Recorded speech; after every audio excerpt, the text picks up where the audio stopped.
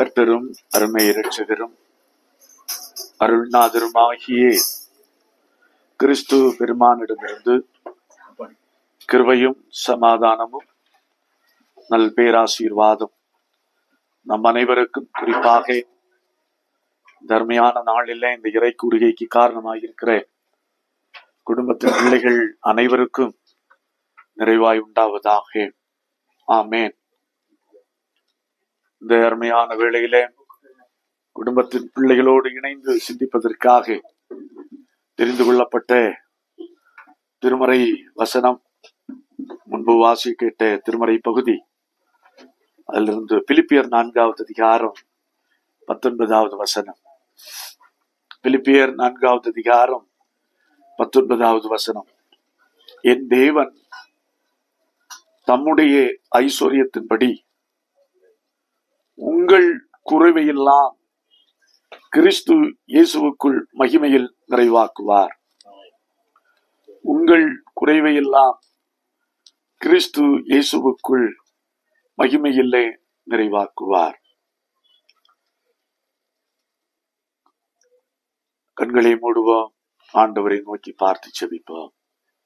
அன்பின் பரலோக கர்த்தாவே, எங்கள் குறைவுகளை எல்லாம் அகற்றி நிறைவை கட்டளையிடுகின்ற எங்கள் ஆற்றில் மிகுந்த கடவுளே, ஆசீர்வதிக்கப்பட்ட அற்புதமான நாளின் இந்த இரவுவேளைக்காய் ஸ்தோத்திரம். இந்த கூடுகைக்காக நன்றி. இதிலே சிந்திக்க போகிற வார்த்தைகளுக்காய் ஸ்தோத்திரம். வார்த்தைகளை கொண்டு ஆண்டவர்களோடு இடைவிடும் நீர் பேசும் சுவாமி. குடும்பத்தாருக்கு பேராசீர்வாதமாக இருக்க ஆண்டவரே, விசுவாச வாழ்வுக்கு ஒரு உந்து சக்தியை கொடுக்கக்கூடியதாக அமைய ஆண்டவர் அருள் புரியும். தாழ்த்தி அர்ப்பணிக்கிறோம். இயேசு இரட்சகர் இன்ப நாமத்தில் ஜெபிக்கிறோம்.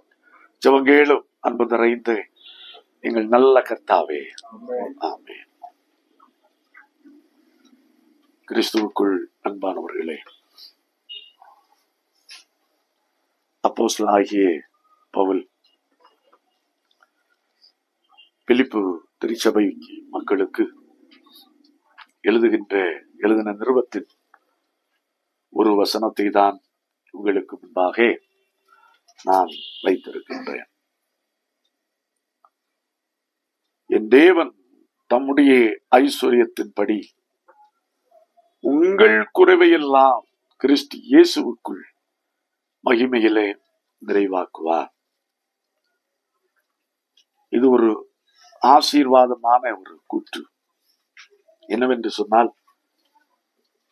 பவுலடிகளார்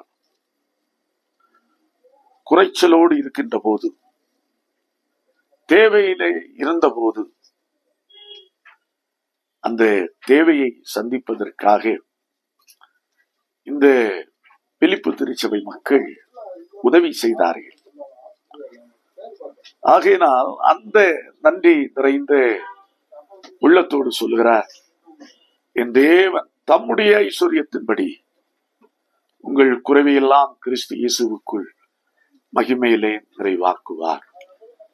ஏனென்று சொன்னால் அவர்களும் குறைவிலே இருந்தவர்கள்தான், அதாவது தேவையிலே இருந்தவர்கள்தான்.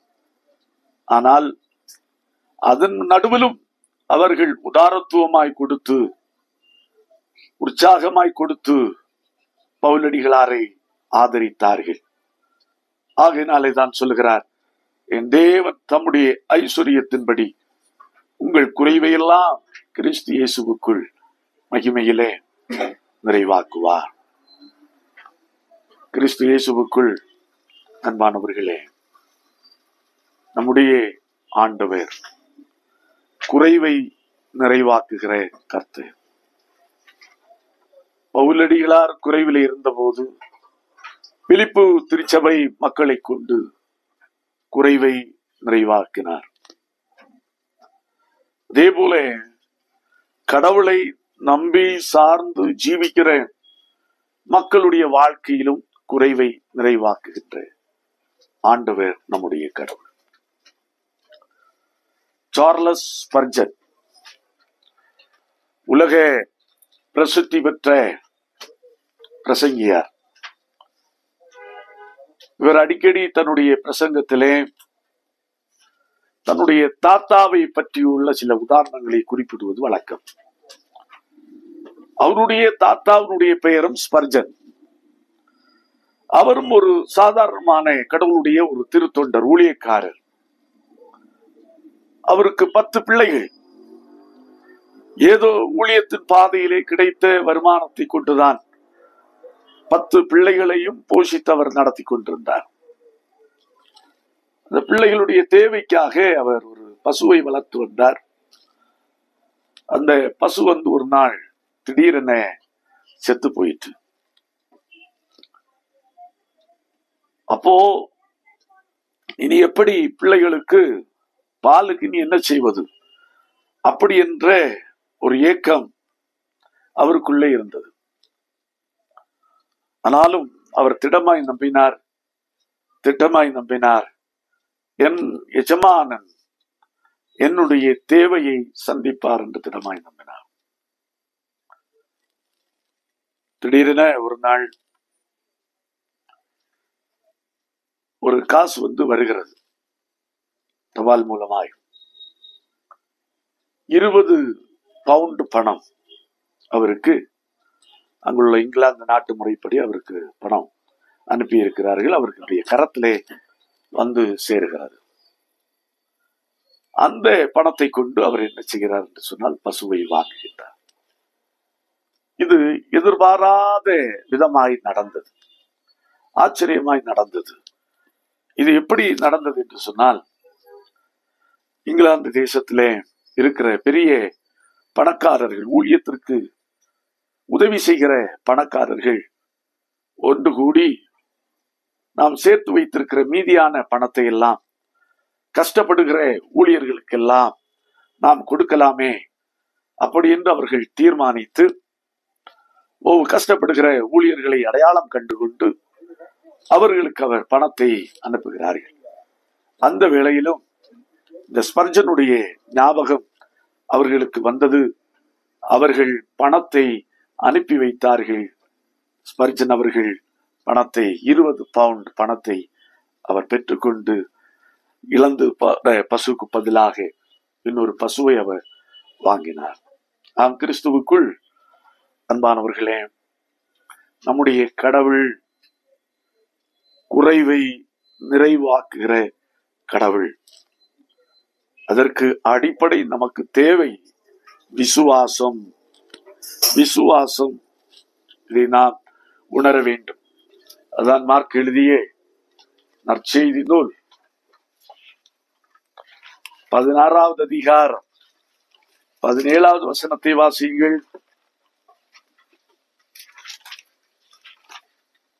விசுவாசிக்கிறவர்களால் நடக்கும் அடையாளங்களான என் நாமத்தினாலே பிசாசுகளை துரத்துவார்கள், நவமான பாஷைகளை பேசுவார்கள், சர்ப்பங்களை எடுப்பார்கள், சாவுக்கேதுவான யாதொன்றையும் குடித்தாலும் அது அவர்களை சேதப்படுத்தாது. வியாதியஸ்தர் மேல் கைகளை வைப்பார்கள், அப்பொழுது அவர்கள் சொஸ்தமாவார்கள் என்றார். இவ்விதமாய் கர்த்தர் அவர்களுடனே பேசின பின்பு பர்வதத்துக்கு எடுத்துக் கொள்ளப்பட்டு தேவனுடைய வலது பட்சத்தில் உட்கார்ந்தார். விசுவாசிக்கிறவர்களால் நடக்கும் அடையாளங்களாவனே, என் நாமத்தினாலே என்ன துரத்துவார்கள்? பிசாசுகளை துரத்துவார்கள், நவமான பாசைகளை பேசுவார்கள், சர்ப்பங்களை எடுப்பார்கள், சாவுக்கேதுவான யாதொன்றை குடித்தாலும் அது அவர்களை சேதப்படுத்தாது, வியாதியஸ்தர் மேல் கைகளை வைப்பார்கள், அப்பொழுது அவர்கள் சொஸ்தமாவார்கள். இது விசுவாசத்தினால் நிகழ்கின்ற அடையாளங்களும் அற்புதங்களும். அதேதான் வாழ்க்கையிலே குறைவை போக்குவதற்கும் இந்த விசுவாசம் நமக்கு தேவை. அதான் சொல்லுகிறார், கடுகளவு விசுவாசம் இருந்தால் நீங்கள் மலையை பார்த்து பெயர்ந்து போ அப்படி என்று சொன்னால் அது போகும். இங்கதான் பார்க்கிறோம், இந்த வாழ்க்கையின் எந்த தேவைகள் நடுவிலேயும் வாழ்ந்தாலும், இந்த இக்கட்டான சூழ்நிலையிலும் என் ஆண்டவர் என் தேவையை சந்திப்பார் அப்படி என்ற ஒரு உயிரூட்டமான விசுவாசம் நமக்கு இருக்கும் என்று சொன்னால் நிச்சயமாய் ஆண்டவர் நம்முடைய வாழ்க்கையின் குறைவை நிறைவாக்குவார். அடுத்ததாக யோவான் 2வது அதிகாரத்தை நாம் வாசித்து பார்க்கின்ற போது, கானாவூர் கல்யாண வீடு, இயேசு கிறிஸ்து செய்த முதல் அற்புதம், தண்ணீரை திராட்சை ரசமாக மாற்றினார். ஒரு அற்புதமான நிகழ்வு. அதை எப்படி மாற்றினார், என்ன செய்தார் என்பது எல்லாருக்கும் நம் அனைவருக்கும் நன்றாக தெரியும். கச்சாடிகளிலே தண்ணீரை நிரப்ப சொன்னார்.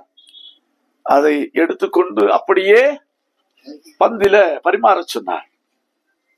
ஆனால் அதற்கு முன்பாக ஒரு காரியம் நடந்தது. மரியாளிடத்தில் போய் குறையை சொன்ன உடனே அவள் ஒரு காரியத்தை சொன்னார். என்னவென்று சொன்னால், அவருடைய தாய் வேலைக்காரரை நோக்கி, அவர் உங்களுக்கு என்ன சொல்லுகிறாரோ அதன்படி செய்யுங்கள். அவர் உங்களுக்கு என்ன சொல்லுகிறாரோ அதன்படி செய்யுங்கள்.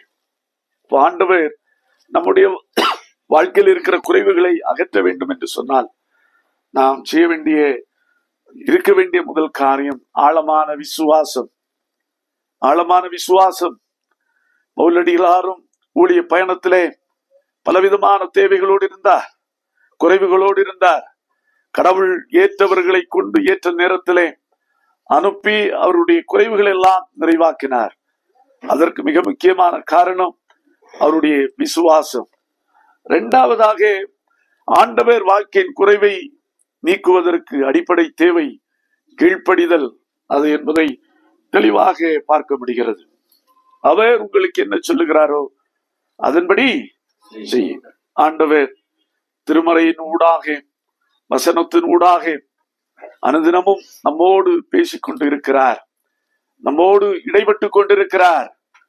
நாம் இறைவார்த்தைகளுக்கு இசைந்து இணங்கி கீழ்ப்படிந்து நடக்கும் போது, கீழ்ப்படிந்து செயலாற்றும் போது ஆண்டவர் நம்முடைய வாழ்க்கையின் குறைவுகளையும் நிறைவாக மாற்ற வல்லமை உள்ளவர். அடுத்ததாக 3வது ஒரு காரியம், சங்கீதம் 34:10.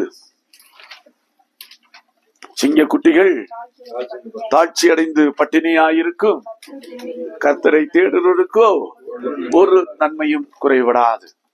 ஆண்டவர் நம்முடைய வாழ்க்கையின் குறைவுகள் எல்லாம் நிறைவாக மாற்றுவதற்கு விசுவாசம் மட்டும் இருந்தால் போதாது, கீழ்ப்படிதலோடு கூட அவரை தேடுகின்ற, அனுதினமும் அவரை தேடுகின்ற அனுபவம் உடையவர்களாக நாம் திகழ வேண்டும். ஆகவே அதான் வேதம் சொல்லுகிறது, சிங்க குட்டிகள் தாழ்ச்சி அடைந்து பட்டினியாயிருக்கும், கர்த்தரை தேடுவதற்கோ ஒரு நன்மையும் குறைவுபடாது. ஆகவே அவரை தேடுகிற பிள்ளைகளுடைய வாழ்க்கையிலே அவர் குறைவு என்பதே வைப்பதில்லை. யாரை கொண்டேனும் எவரை கொண்டேனும் ஆண்டவர் தம்முடைய பிள்ளைகளை போஷிக்கின்றவராய் அவருடைய தேவைகளை சந்திக்கின்ற ஆண்டவராக இருக்கிறார். ஆண்டவர் தாமே இந்த வார்த்தைகளை கொண்டு நம்ம ஒருவரையும் ஆசீர்வதிப்பாராக.